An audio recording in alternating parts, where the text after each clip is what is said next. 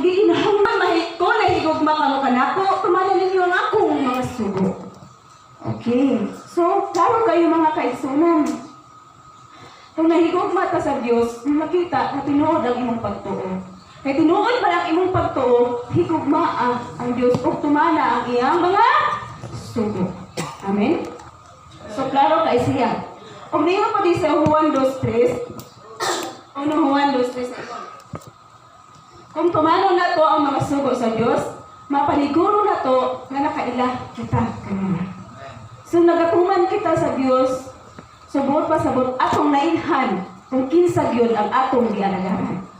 Amen? Ang pagkamasinugtanon mao ang pagsulay sa atong gugma diha sa Dios. No? Kung utuman ta, mao gyud kana moy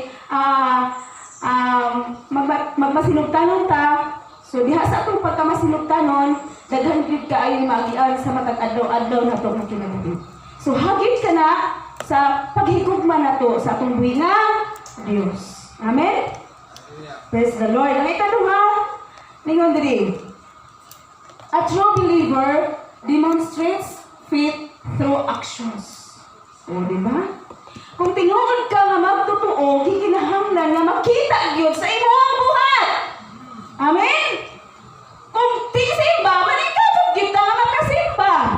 Bahalag magkinaunsa. No? Manikabot magalit sa mangitag kwarta. Matag adlaw-adlaw. Kana pa ba kang pagsimba di nato paningkamutan? Ibaliktad ba nato? Paningkamutan ta nga nato nga kwarta kaysa maningkamot ta nga makasimba? No? Mas paningkamutan nato nga makasimba ta kaysa maningkamot ta sa pangpangwarta. Amen? Di kinahanglan man nato ang pagpangwarta.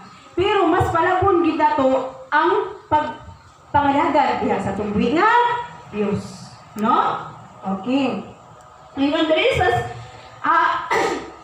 ang tinuod nga magtotoo nagpakita sa pagtupinagi sa lihok, no, sa buhat. Ningon din sa Santiago 2:26, ningon ang pulong sa Dios. Kay sama nga patay ang lawas nga wala na espiritu. Patay usab ang pagtuo kung wala mga buhay. So klaro kaayo nga gikinahanglan sa nga makita nato ang tinuod nga pagtugi kinahanglan nga makita po sa imuhang buhat. Amen. No? Dili sa kaniyo na mga Lord, nituo ka nimo. Apan ang imong buhat, wala makita na nituo ka sa Dios. Amen? Okay. So, ningon po diya sa Matthew 25:31-46. Naka doon? Okay, wala siya, no?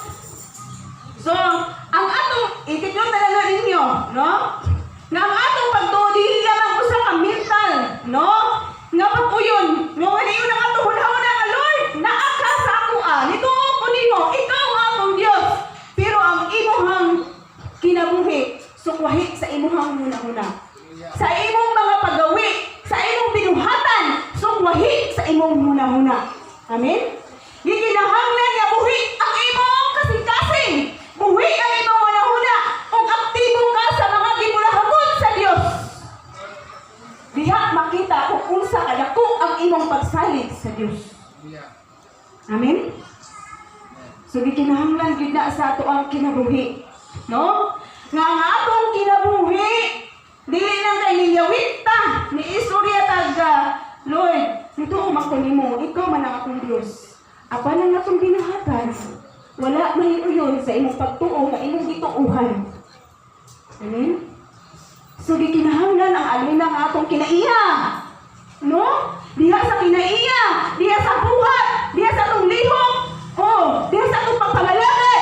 Daghan nga mga gikinahanglan sa Dios nga gikinahanglan nga mahiuyon gyud sa iyahang kabubuton. Amen?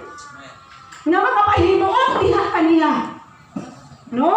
Dili kay makita nga kita nituo, nisimba ta, magtutuo ta, apan ang atong kinaiya sukwahi day sa atong pagtuo. Amen? Okay.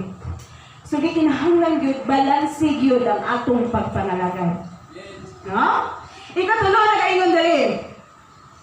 A true believer cultivate, no? A true believer cultivate ramatana a depending relationship with God. No? Kaya dahil po kayo. No? Ningon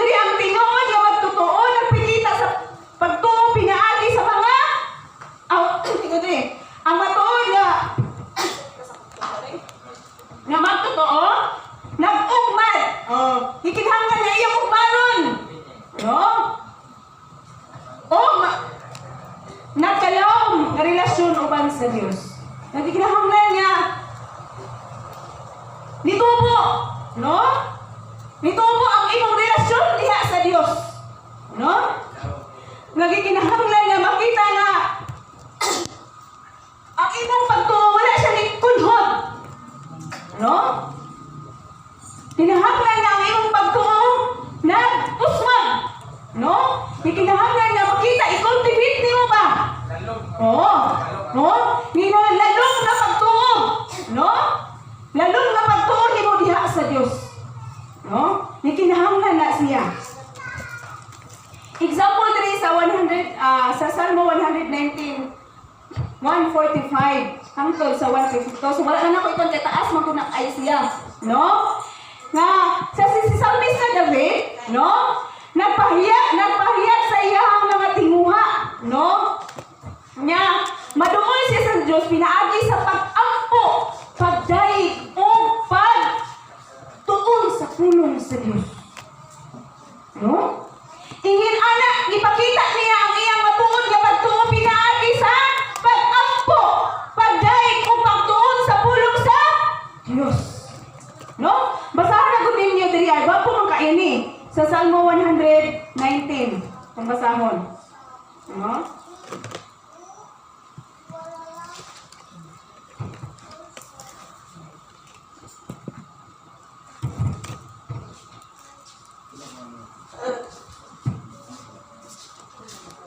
(119) 145 hangtod sa 1. Ngayon diri. Pag-ampo aron maluwas. Ngayon siya. Nagtawag ako kanimo sa pugos ko kasing-kasing o Ginoo. Tumaga ako, tumanon ko ang imong mga sugo.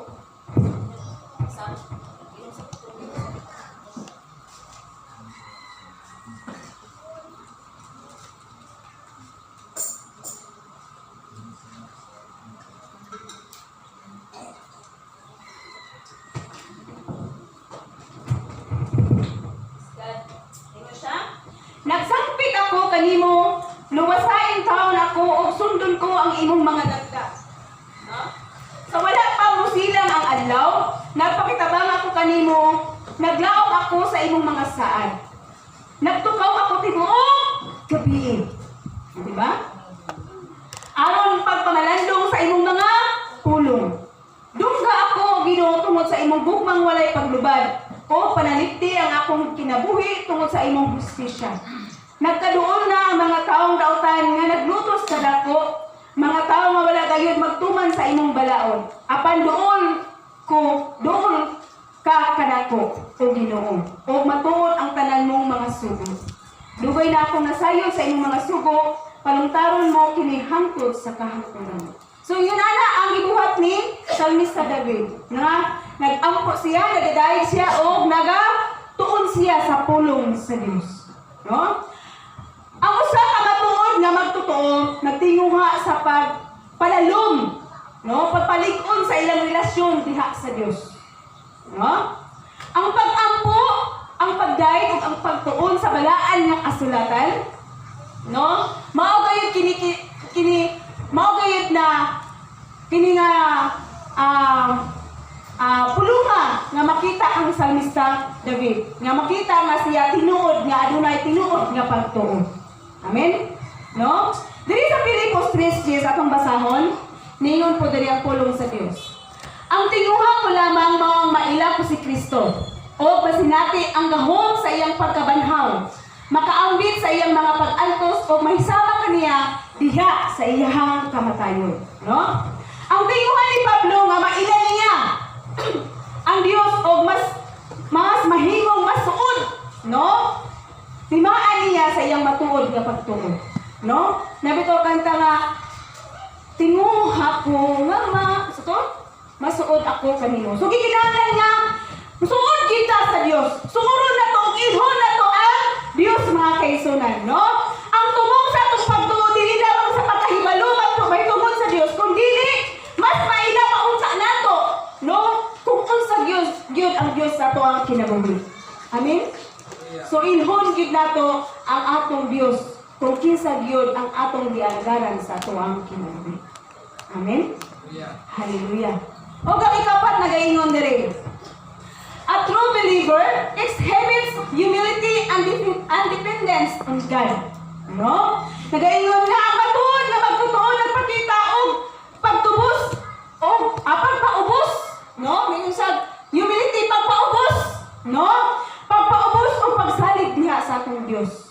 No? Aduna gayud kita pagpaubos sa atong kagalingon. O makita gyud ang kinahanglan ang atong pagsalig diha sa atong buhay nga Dios nga kinahanglan nabukos gyud ang atong pagsalig. No? Diha sa Proverbio 3:5 hangtod sa 3 ingon.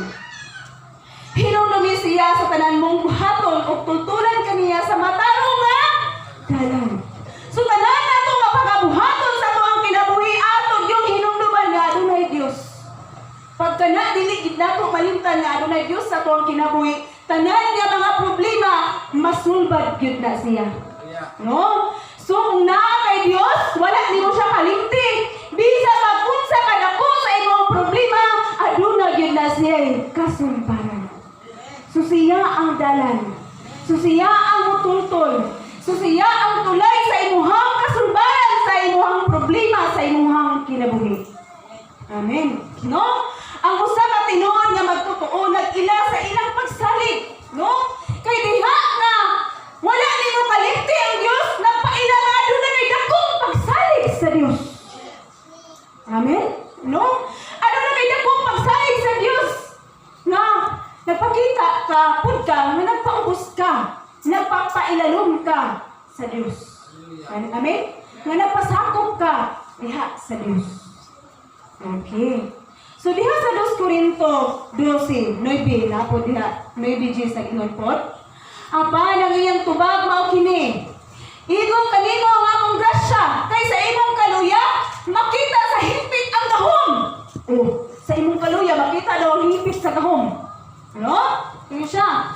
Busa gikalipay ko pag-ayo ang pagpasigar ko sa akong mga kahuyang aron maangkon ko ang gahom ni Kristo. Kinsa may sulat ani? Si Apostol Pablo na diha sa iyang kahuyang nakita niya ang iyang kadaugan. Tungod kay nakita niya kung unsa ang Ginoo nga nagapabuhat sa iyang kinabuhi. Diha sa iyang kahuyang sa iyang kinabuhi. So diha ko diha sa akong kahuyang makita nato nga Lord, naamaday ka. No? Nga malikon ang atong pagsalig ug ang atong pagtuo diha sa Dios.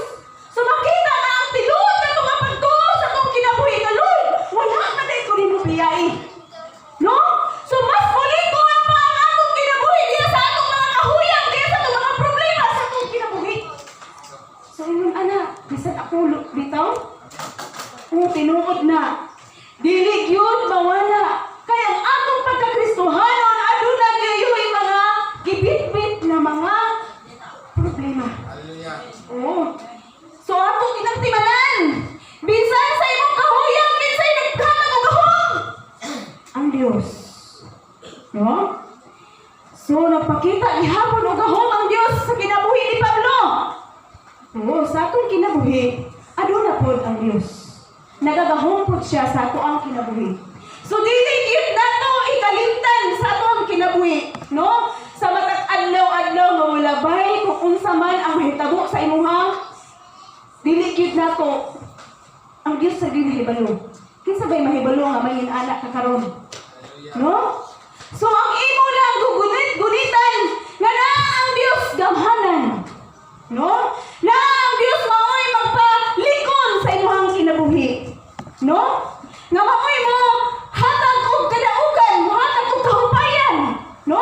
Mohatag og kasulbaran sa imuhang problema. Okay.